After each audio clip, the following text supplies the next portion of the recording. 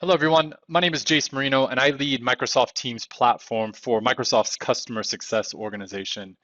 And over the past 2 years leading this business, it's been a lot of fun, and we've seen some incredible solutions delivered by many organizations around the globe to some fairly common scenarios that we see across all industries, all geographies, and organizations of all shapes and sizes. I want to share an evolution of one of these journeys here with you that starts really simple and gets incredibly intricate and awesome. And it's really about harnessing knowledge management all the way to moving to self-service and support models. And with that, I want to share some of the common things that I've heard from organizations we've been talking to over the last 2 years. And these first two quotes that I'm going to share with you come up all the time. But we hear from organizations, and frankly, we struggle with this a little bit inside of Microsoft, is we've got data and information everywhere. It's hard to keep up. And while technology today is incredible, it feels like it's maybe a little more difficult to get valuable work done today because you have apps and information and systems all over the place that you have to leverage just to get your job done. And then, not to mention all of the pings and notifications and everything that might take you off course. And then on that same note, we hear from a lot of organizations that their support desks are swamped, meaning they don't have any time.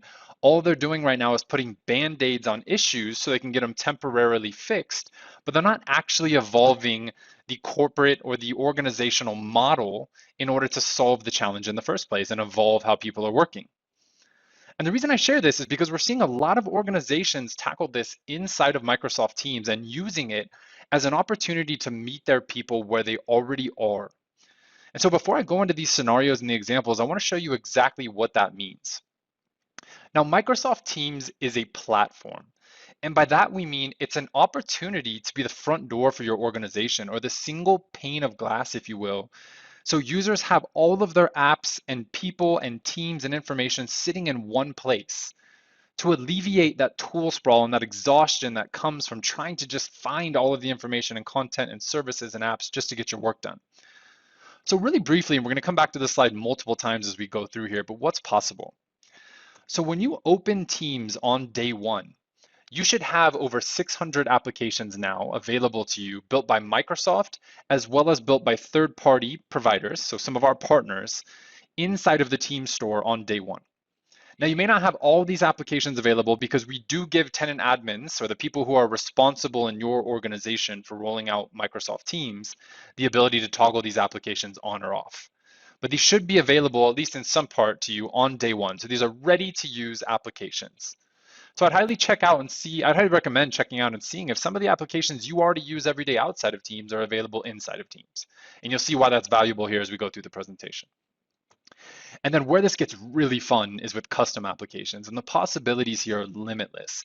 But this is where organizations will either create better connections between their existing applications to create new workflows, or to bring your existing homegrown or your organizational built solutions for line of businesses into the Teams experience. And this can happen in a variety of ways, but two of the more common that we see in the easier places to get started are with our low code, no code solutions, such as Power Platform or app templates. And again, we'll go into these in a bit. And then, of course, we'll see some incredible solutions that are built from scratch, where we build bots, where we leverage things like Office Graph. I'll explain all of these as we go through. But the ultimate thing that I'm hoping you take away from this is that Teams is the front door to your organization. And I'm going to steal this line because our engineering organization uses it all the time. But think of Microsoft Teams as a scaffolding for a building, something that can hold all of your key applications and services in place to make it easy for users to not only collaborate, but start to really work asynchronously. All right, let's go ahead and kickstart this journey that I mentioned earlier in the video here. And we're going to go from examples of organizations who simply wanted to make it easier to access the knowledge and information in their organization and the organization of it itself, all the way to organizations who said, we don't want a support model anymore. We want to go to a proactive service model that reaches out to users. So this is an incredible journey that we're going to take with 4 different organizations and how they've delivered this. Now, starting with the first organization, what I want you to imagine is a workplace where you have few people who are responsible for helping many. I think we all struggle with this. And I want you to not just think about a support desk, while it is also irrelevant here. I want you to think about subject matter experts, whether they're official or unofficial. You can also, of course, think of these full service support desks. Think about people who are often getting pinged and messaged for the information that they share, or that tribal knowledge, if you will, and how you can bring that and extrapolate it across your organization. Now, when I show you this example, what we're going to be covering here very simply is just a Microsoft application. Everything you're going to see in the next example includes, honestly, just Microsoft Teams and a SharePoint internet site. So let's talk about the customer here, Ernst& Young. Ernst & Young rolled out Teams not too long ago, and what I thought was very impressive with them, as simple as this may sound to some folks, is Ernst & Young had built this amazing internet portal called EY Info. Okay? And what they did is they said, we want to bring that experience into Microsoft Teams. So they turned that experience into an app, which you can do in less than 20 minutes with no coding required. I've done this multiple times. It's very easy, and we'll share a link for you to be able to do this yourself. And they said, let's pin this EY Info app for users over there on the left-hand rail. So the first time that they jump into Teams, it's sitting right there. It's easy to find. And even better is we're going to have 4 key things for them to leverage here in order to learn how to use Teams in Teams. The first is going to be a bot that allows them to ask questions for any questions that they have around Microsoft Teams experience. They'll have live training, interactive Teams learning, and then Microsoft Learning videos, so videos that Microsoft actually put out.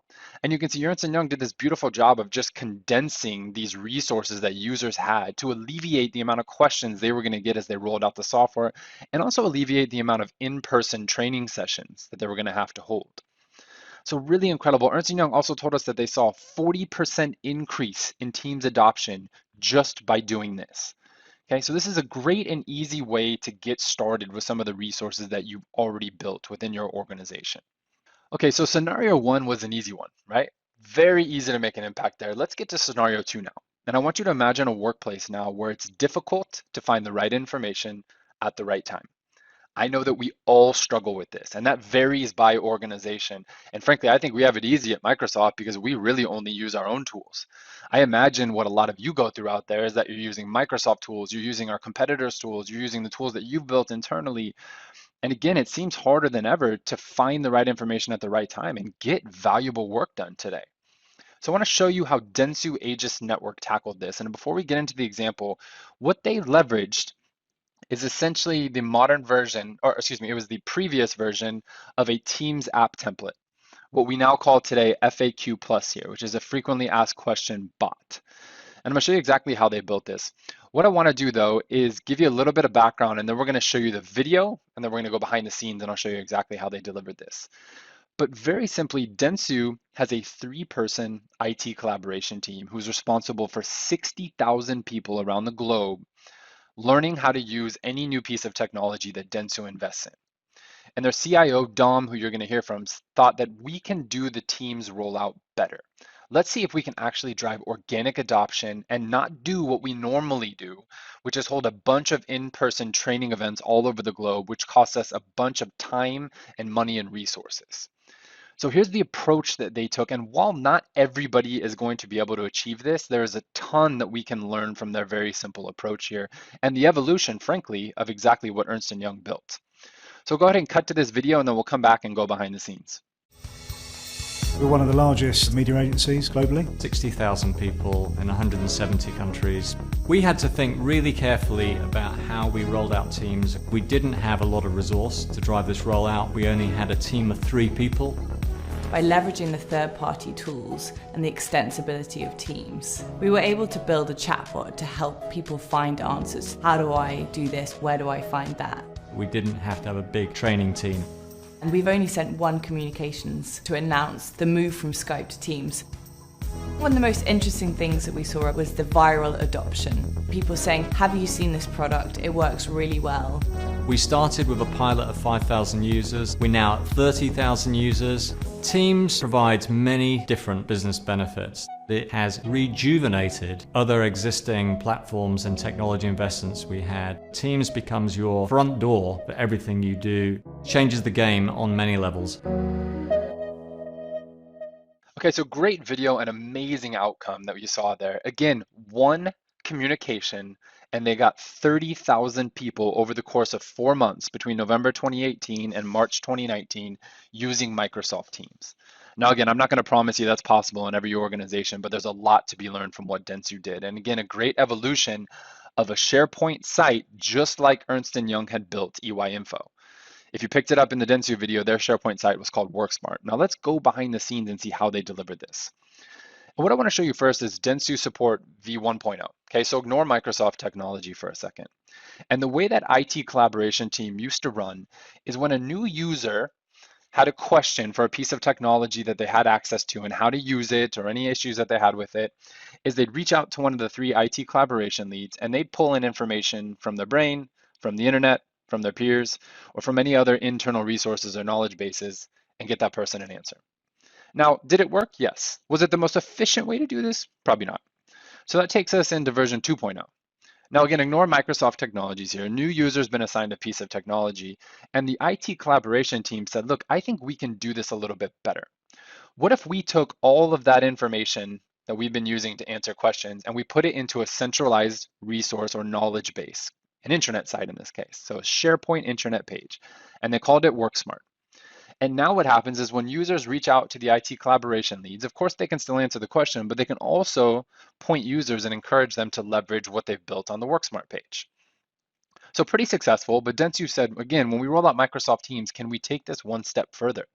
So now that takes us to support 3.0 here and what they talked about in the video when Dom and his team were so excited about. Is they came to us over here at Microsoft and they said, look, we've already centralized this knowledge base and this information, but we want to have a new modern way for users to learn how to use Microsoft Teams. We think we can do this organically. We see a lot of potential in this platform. And so as you heard in the video, what the IT collaboration team did is this time they were proactive. And they reached out to new users and said, you now have access to Microsoft Teams and your single point of contact, if you have any questions, is the WorkSmart Teams bot. So just like EY Info that they had pinned on the left-hand rail, Dentsu also named the bot the same as their intranet page. And they also pinned the WorkSmart bot on the left-hand rail for users. Now, what's really amazing is this was built on what was at the time our Azure Q&A maker. Today, you can do this with a Teams application template. And these templates allow you to customize these bots, and all you need to do is pick the knowledge base or the resources that you're pulling from to answer questions. So when the new Teams user asks a question to the WorkSmart bot, what the WorkSmart bot is doing is just pulling in information from the existing intranet page to answer that question for the user. Now, setting this up is incredibly easy. I will be very honest with you. I can set up a bot with no coding experience, as can many of your users. To create an incredible, valuable bot, I'd get a developer on board personally for a couple months, which is how long it took Dentsu, and spend some time really building machine learning into this. So the bot evolves on its own, so it has natural language. You can even leverage services like cognitive services in our cloud in order to do some incredible things. But I give yourself a couple months to really put some work into this because building a bot is easy. Building a valuable bot takes some effort, but the rewards are incredible. And you heard it from Dentsu themselves. And then finally, what Dentsu wanted to do the last time we spoke to them is, again, they said, okay, we've got this centralized knowledge resource base. We now have reached out to users and they're leveraging the WorkSmart bot in order to learn how to use Teams in Teams with the existing investments we've made. But what happens if the user has an issue that the WorkSmart bot can't answer? Now they've integrated ServiceNow, where automatically the Teams bot will notify ServiceNow and raise a ticket for the IT collaboration team. So pretty incredible. Just for an FYI, if you use our application templates, while they don't by default connect into ServiceNow, they are open source, so you can do this. And you can also by default have it just ping you. So if you didn't have ServiceNow, it could ping the IT collaboration lead and let you know that the user didn't get a question answered. And users can also submit feedback to the bot, which goes directly to the owners of the bot themselves. So again, amazing evolution of this model that again started out the same way that Ernst & Young did with a SharePoint site and now moved over to this amazing Teams bot that led to organic Teams adoption within Dentsu. Okay, so that takes us on to scenario or phase number 3. And I want you in this case to imagine a workplace where you have a bunch of separate apps for separate use cases. So let me give you a little background here. Here's what usually happens. In the case of Dentsu, is you build something incredible like the WorkSmart bot, and then other parts of your organization hear about your success and they want to deliver the same thing. And that's amazing. But we've seen a lot of organizations then who get to a point where they've got 10 different bots or applications to solve 10 different use cases. And while we love working with organizations to do that, at what point do you start to compound this first challenge that you were trying to solve, which was bringing together information and making it easy to get the right information at the right time? So we have an incredible example from Vale South America and how they solved this with one bot to rule them all. So what you're going to see here is they used a full-time developer and they built this solution from scratch, leveraging one of our Azure services called Dispatch. And we're going to talk about that in a moment. But let's go through their scenario. So Valley got to a point where they created their first bot, and then they ended up having multiple bots within their organization. And here's how this started. Okay, IT support bot, same exact scenario that you just saw with Dentsu. Valley built something very, very similar within their organization. And again, they saw success with this, and then other groups wanted to get on board, HR, procurement, and a bunch of other support teams. And before you know it, Valley was faced with 8 different bots for 8 separate use cases. And so they came to us at Microsoft and said, hey, how do we start to bring this together? And they built a personal assistant bot leveraging our Azure Dispatch service. And this personal assistant was called Mina. And so Mina became the single bot to rule them all, if you will, for my Lord of the Rings fans out there. And the way this worked is when the user was connecting with Mina, so Mina would be pinned on the left-hand rail for users, and everybody in Valley was told that you only need to connect with Mina now. So you start chatting with Mina and you ask Mina a question, let's say about your payroll or about vacation and time off. Mina automatically knows that this is an HR related question because of the services that were built into Mina. And what Mina will do is it will pull in the HR support bot into the conversation. Now for the user, they don't see anything. This is all happening behind the scenes.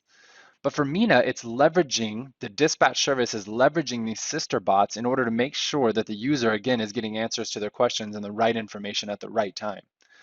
It's an incredibly valuable way to bring this all together. Another option is rather than bringing a bunch of different applications and bots together, what you could do is you can just expand the knowledge bases of the original bot. So if you remember for Dentsu, is they were using the SharePoint intranet site in order to connect and get answers to the questions and feed them into the bot. What you could do is add additional resources and knowledge bases to the existing bot service itself. So there's a bunch of different ways that you can solve this, but we wanted to give you a couple examples of how other organizations have done this. All right, and then finally, one of my favorite examples I've ever seen in Microsoft Teams of something incredible built. And I want you to imagine a workplace where support comes to you. No more reacting to the users. Now we're going to proactively take a support desk and turn it into a service desk. And this is exactly what the University of New South Wales did. And again, this is a solution built from scratch with full-time developers here, leveraging a bunch of different services that we'll touch on. But Dr. David Kellerman, who's a senior lecturer of mechanical engineering at UNSW in Sydney, Australia, was faced with a challenge. And his challenge was that he's got 1,000 students plus who come into his course every single year, and he wants to give them a personal experience. But with that many students, it's very hard to connect with all of them one-on-one. It's even hard for all of their TAs, teaching assistants, to connect with them one-on-one. And so what Dr. Kellerman did is he actually started just like Dentsu, just like Ernst & Young, and he said, I've got all of this information. I've got answers and resources for my exams, for my projects, for my assignments, and for my labs, and I want to centralize them. So that was step one. And now that he's got all this coursework as a knowledge base, he said, I want to take this same bot service that Dentsu used, and I want to connect that into a bot service, which he called QBot. And I want my mechanical engineering students, rather than reaching out to me, where I'm a bottleneck, and I'm not going to be able to answer all of their questions in a timely fashion, I want them to be able to reach out to QBot to get answers to their questions for their exams, projects, assignments, and labs as they go through my course. So again, phase one, you've already seen this. But just to show you, this isn't just an educational example or just an example for an organization like Dentsu. This is relevant for any type of support sort of service or group of folks. All right, now V2. So this is where this gets really exciting, is we already got centralized knowledge base. We've already got the bot connecting into its knowledge base and working with the users. Now though, Dr. Kellerman said, we can take this one step further, and he started looking into our Azure cloud services. And looking through that and finding out about the Office graph, he said, what I can actually do now is similar to Dentsu, if you remember, where it would reach out to the collaboration team or it would create a ServiceNow ticket. He said, what if the student asked the bot a question, and if it couldn't get them the right answer, it would route them to the correct teaching assistant on my staff based on their area of expertise. And so leveraging Office Graph APIs, which really just connect into your organizational hierarchy or your organizational structure and identities within your organization. Let's imagine that, say, these two teaching assistants are experts in a very particular part of Dr. Kellerman's course. So student asks the Teams bot a question, QBot, and QBot can't answer the question, but it knows, given the context of the conversation, that there's two teaching assistants who are experts in this particular subject, and it connects the student directly with those teaching assistants. So pretty incredible way to leverage those Office Graph APIs that we have available. Now, going into phase 3 here, if you think about everything that Dr. Kellerman's done, is all of this right here is data. Right? And he's been amalgamating this over the course of a few semesters, and he started feeding this data into one of our machine learning services and cognitive services with Azure. Okay, again, one of our clouds. And what he started to do is he goes, I think I can start to predict things now that I have all this data. And after running this for a couple semesters, Dr. Kellerman got to a point where he could predict with 80% accuracy within 2 weeks of his course starting whether or not a student was going to fail. And if that student was going to fail, he would connect them with the right teaching assistant in order to get them to the right support wherever they needed it in order to pass his class. So pretty incredible. And then he took it one step further. Is again, you've got this data, he's connecting into the cognitive services model, and using this data and information and the personal student's experience over that course, so their results on their exams and their projects and their assignments and their labs, he now can give students a personalized study guide for their final exam that he pins in Teams based on the information that he's collected from that student and previous semesters. So pretty incredible what he turned this service into. Now, interestingly enough, after Dr. Kellerman did this, you can imagine incredibly successful other organizations and other programs within University of New South Wales started hearing about what he's doing and wanted to start delivering this. And so from a different angle, they're now starting to do what Vale did, which is how do you start to bring together all of these services? And I'd imagine at some point UNSW might consider creating one single bot for all of their students, regardless of whatever course or program they're in, to have the same experience with QBot. Okay, so summarizing the journey we just took. V1 or phase 1 here was pin the internet. Take your internet site, bring it into Teams, pin it on the left-hand rail, leverage the resources that you've already created because they're probably fantastic. That right there is a direct link to pinning your SharePoint site, that AKA link where we give you instructions on how to do it. Phase 2, connect into your existing knowledge base or resources with a Q&A bot. Now I just want to clarify, that doesn't need to be a SharePoint site. That can be a Word document. It can be an Excel file. Wherever you keep that information, leverage the Teams app templates that we have or the Power Virtual Agents as part of Power Platform, where we already have these templates in place. You just need to point them to the right knowledge base, and then they're all open source. So you can also update, customize, edit these applications as you see fit. Then version 3 here is the personal assistant. How do you start to bring together either multiple bots, or how do you start to expand the service of an individual bot by connecting it into new knowledge bases? And again, the dispatch framework is one that you can leverage right here if you want to bring multiple bots together. If you don't want to bring multiple bots together, you can really go back to these two and again, expand the resources or the knowledge bases that they're connecting into. And then finally, V4 is what Dr. Kellerman delivered here as the coach. So he has made his code publicly available, so you don't even need to do the hard work right there if you really want to get to become a proactive service desk rather than a reactive support desk. So I hope this was helpful. We're going to do many more of these, but again, we wanted to give you these solution evolutions so you can see that it's frankly really easy to get started, and it's definitely going to take some effort to get over here, but the journey across the middle and your peers who have done it is just astounding.